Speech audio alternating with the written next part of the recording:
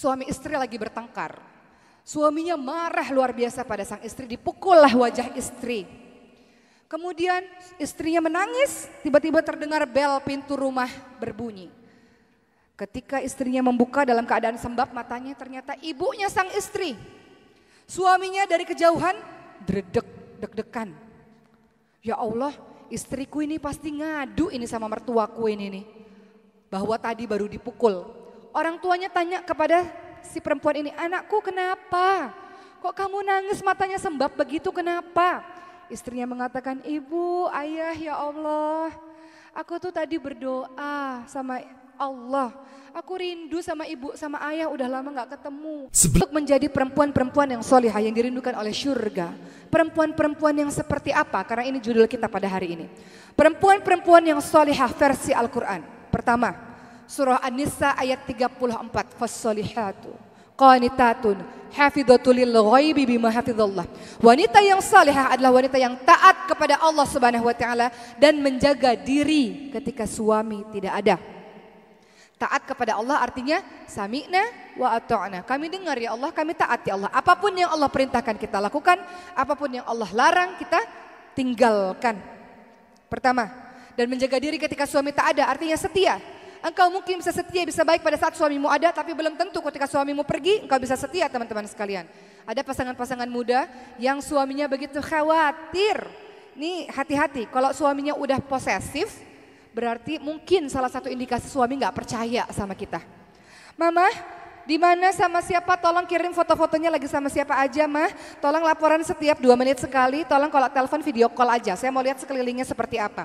Ini mungkin suaminya nggak percaya sama istrinya. Atau ada suami yang pasang GPS di handphonenya istri. Dia tahu, oh istri saya pergi ke sini. Istri saya pergi ke sini, melacak keberadaan istri. Mungkin. Ya 2 ya kemungkinan karena terlalu sayang. Kedua karena nggak percaya. Ya, jadi terlalu overprotective seperti itu. Jadi patut tersinggung juga kalau kita diperlakukan suami begitu ya. Mungkin suami nggak percaya sama kita. Jadi ciri menjadi wanita yang dirindukan syurga pertama An-Nisa 34, yakni adalah orang yang taat pada Allah dan menjaga diri ketika suami tak ada, setia. Yang kedua, surah An-Nisa ayat 19, sabar. Fa in karihtumuhunna. Terus apa lagi?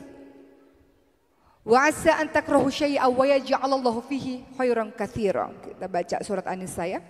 Surah An-Nisa ayat 19.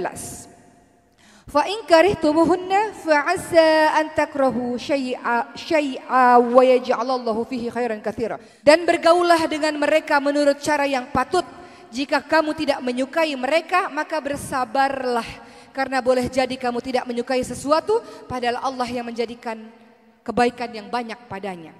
Untuk menjadi perempuan-perempuan yang dicintai Allah, Rasulnya dan juga suami kita adalah sabar. Kalau enggak sabar dalam pernikahan, udah bubar. Betul enggak Bu? Kalau enggak sabar, udah bubar dari awal. Jadi kalau ada orang yang bilang, Boki kasih saya dong nasihat pernikahan. Saya juga pernikahannya baru sebentar, tapi mungkin saya bisa kasih beberapa nasihat. Apa itu? Sabar, sabar, sabar, sabar, sabar. Bener gak Bu? Ibu-ibu yang sudah berumur pernikahannya puluhan tahun, sabar. Anak-anak yang baru menikah di awal-awal pernikahannya, kenapa banyak bubar? Gak sabar. Bener Bu? Emang begitu, gak ada cara lain. Ini Al-Quran yang nyuruh kok. Pergaulilah pasanganmu dengan cara yang baik. Terus kalau ada apa-apa yang kamu gak suka, sabar. Udah gak ada kata lain, sabar. 2 orang disatukan dari pengalaman hidup berbeda. Keluarga yang mungkin berbeda, pendidikan mungkin berbeda, semuanya berbeda. Ya. Kita bukan cari persamaan, kita cari yang bisa saling melengkapi. Saya cerewet, situ pendiam. Ya. Saya boros, situ hemat, gitu. Saling melengkapi satu sama lain, ya sabar. Kenapa kata Rasulullah banyak perempuan-perempuan yang masuk ke dalam nerakanya Allah? Karena mereka ketika ngelihat suaminya buat salah satu aja, perempuannya istrinya mengatakan, suamiku, Aku tidak pernah melihat kebaikan apapun dalam dirimu. Semuanya buruk dan diungkit-ungkit semua kesalahan yang lalu. Ini perempuan kadang kalau suka berantem, berantemnya masalahnya yang A. Tapi diungkit semua yang kemarin. Suami buat salah satu, hilang semua kebaikannya. Itulah kata Rasulullah, banyak perempuan-perempuan masuk ke dalam nerakanya Allah karena apa? Suami cuma punya satu salah, tapi seakan-akan kesalahannya semuanya. Itulah istri yang gak pernah bersyukur kepada sang suami. Jadi nomor 2, ciri dari perempuan yang solihah adalah surah An-Nisa ayat 19 yaitu sabar dan berbuat baik kepada pasangan. Ciri yang ketiga, perempuan-perempuan yang solihah adalah dalam surah Al-Ahzab ayat 33, yaitu perempuan-perempuan yang betah di rumah, gak suka keliaran kemana-mana. Kalimatnya adalah waqorna fi buyutikunna. Perempuan-perempuan paling baik adalah memang di lantai rumahnya sendiri. Banyak perempuan-perempuan di luar sana, kalau di sini kan solehah semua, betah di rumah. Tapi kalau perempuan-perempuan di luar sana, di rumah itu pusing, stres kalau di rumah. Ini belakangnya ini panas kalau di rumah itu. Jadi hobinya suka keluar keliaran. Dan kalau pergi tuh nggak laporan, nggak izin maksud saya, tapi laporan. Bedakan antara izin dan laporan. Pak, saya lagi di mall nih, lagi jalan-jalan. Udah ya Pak, kan yang penting saya udah ngasih tahu sama teman-temannya 2 jam 3 jam. Lagi nongkrong-nongkrong aja, minum-minum kopi.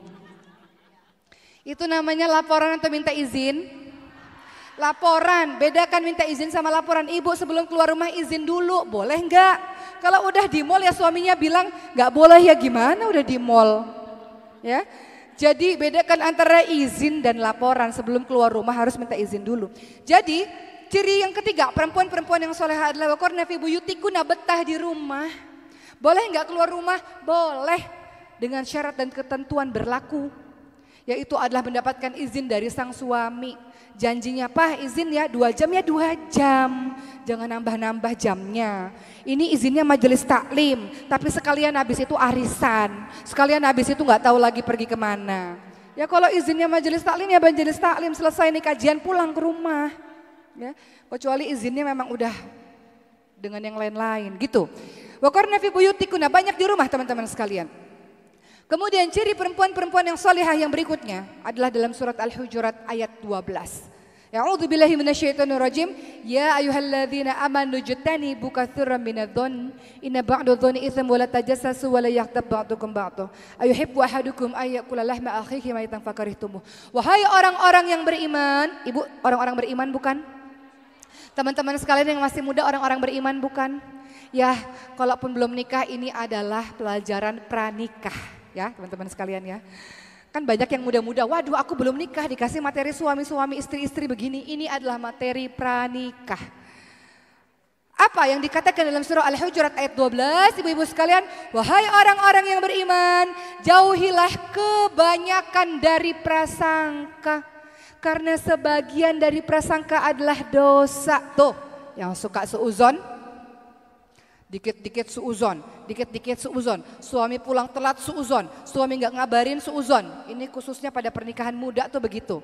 Dikit-dikit suuzon. Jauhilah kebanyakan dari prasangka karena sebagian prasangka adalah dosa. Jangan cari-cari kesalahan dan jangan menggunjing. Orang-orang yang seperti ini adalah orang-orang yang seperti memakan bangkai saudaranya sendiri. Contoh. Suami pulang kerja, pergi ke kamar mandi.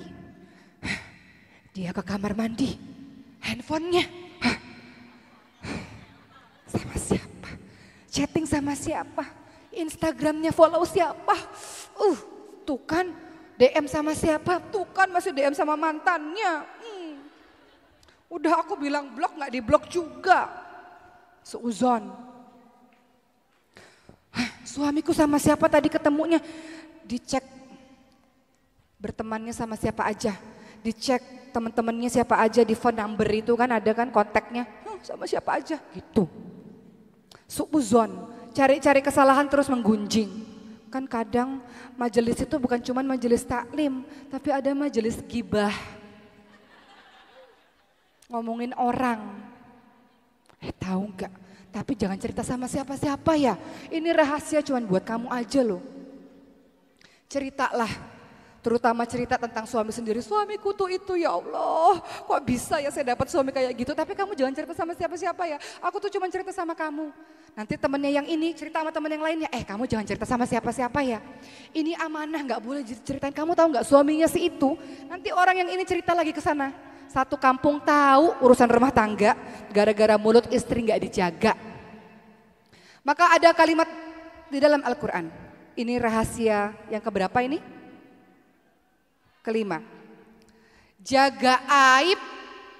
Hunna libasulakum wa antum libasulahun. Mereka istrimu adalah pakaian bagimu dan engkau suami adalah pakaian bagi mereka. Pakaian itu fungsinya adalah jaga aib, menutup kekurangan. Bagaimana rumah tangganya, Bu? Alhamdulillah baik-baik aja. Tutup pintu, rumah tanggaku berantakan ya Allah, sedih. Di depan orang banyak, alhamdulillah baik. Doain ya semoga sakinah mawaddah warahmah. Suamiku tuh baik luar biasa. Tapi di sepertiga malam, ya Allah sedih rumah tanggaku ya Allah. Gitu Bu harusnya. Ini kalau terjadi permasalahan rumah tangga, curhat ke orang lain atau curhat di sosial media. Dikit-dikit sekarang posting. Tapi yang udah sepuh-sepuh sih alhamdulillah gak punya sosial media Bu ya.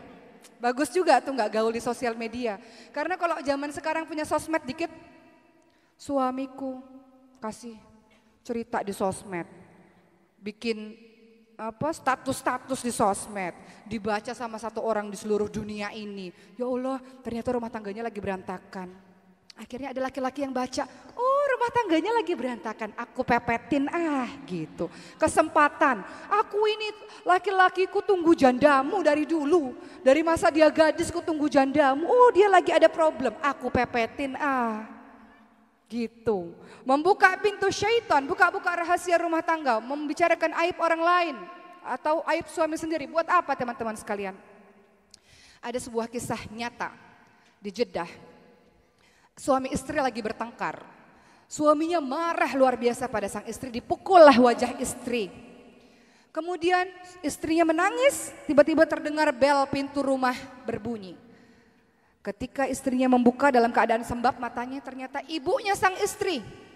Suaminya dari kejauhan deg-degan.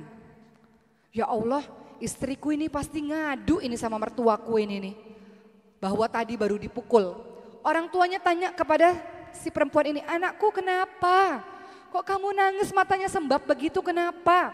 Istrinya mengatakan, ibu, ayah ya Allah, aku tuh tadi berdoa sama Allah. Aku rindu sama ibu sama ayah udah lama gak ketemu. Aku tuh nangis karena aku rindu sama ibu sama ayah. Taunya Allah langsung menjawab doaku, aku semakin terharu. Jadi aku nangis tuh aku rindu sama ibu sama bapak, bahagia bisa ketemu sama ibu sama bapak. Suaminya dari kejauhan, ya Allah nih istri. Padahal bisa loh istrinya ngadu sama orang tuanya itu. Aku baru dipukul, ada KDRT kekerasan dalam rumah tangga. Suamiku itu kan kalau perempuan kadang-kadang suka lebay ceritanya. Gak sesuai kenyataan, dilebih-lebihkan gitu. Orang kalau lagi marah, lagi sakit hati kan ceritanya suka dilebih-lebihkan biasanya. Tapi sang istri mengatakan, ya Allah Pak Bu aku tuh nangis karena aku rindu sama bapak sama ibu. Suaminya luluh hatinya, istriku itu Masya Allah.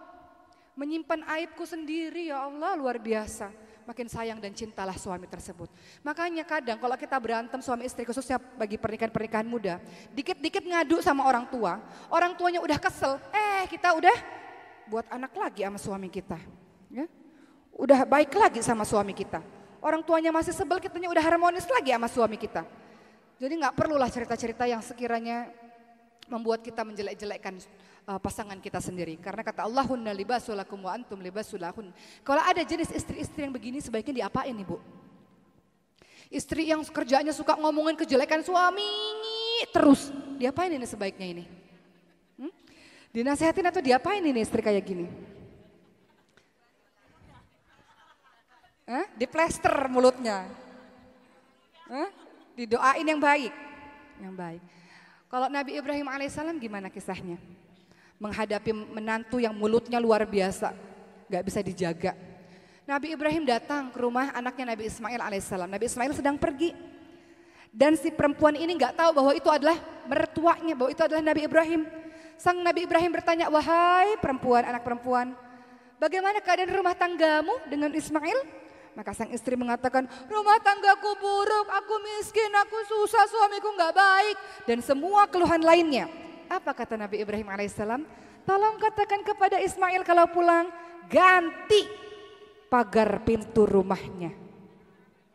Jadi kalau istri yang cerewet, yang ngeluh terus, yang buka aib suami terus, harusnya diapain bu? Mau diganti? Mau diganti? Akhirnya apa yang terjadi? Akhirnya Nabi Ismail paham bahwa perempuan yang begini gak bisa dipertahanin, diceraikan. Diganti dengan istri yang baru, kemudian Nabi Ibrahim datang lagi ke rumah anaknya Nabi Ismail sedang pergi. Dengan istri yang baru, Nabi Ibrahim tanya kepada istri yang baru tersebut, wahai anak perempuan, bagaimana keadaan rumah tanggamu? Alhamdulillah, semua baik. Alhamdulillah, rumah tanggaku baik, rumah tanggaku luar biasa, rumah tanggaku diberkahi oleh Allah, alhamdulillah. Maka apa kata Nabi Ibrahim? Katakan kepada suamimu Ismail, pertahankan pagar pintu rumahmu. Artinya istri yang begini adalah istri-istri yang luar biasa, pertahankanlah karena dia menjadi istri yang solihah. Jadi begitu teman-teman sekalian, ya tak terasa sudah hampir 1 jam saya berbicara di sini. Jadi saya review lagi, ada 5 cara setidaknya. Bagaimana cara kita menjadi istri yang solihah menurut Quran. Yang pertama adalah An-Nisa ayat 34.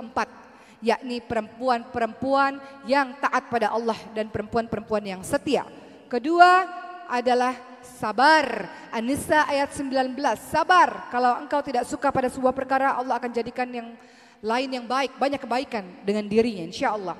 Kemudian yang ketiga adalah banyak-banyak di rumah, jangan keluar rumah kalau tak perlu, surah Al-Ahzab ayat 33. Yang keempat, jangan engkau suuzon, jangan engkau cari kesalahan, jangan engkau menggunjing dalam surah Al-Hujurat ayat 12. Dan yang kelima, jaga aib suami. Dengan begitu engkau menjadi perempuan-perempuan yang dicintai oleh Allah, Rasul dan juga suami. Insya Allah menjadi bidadari-bidadari syurga, ratunya para bidadari syurga.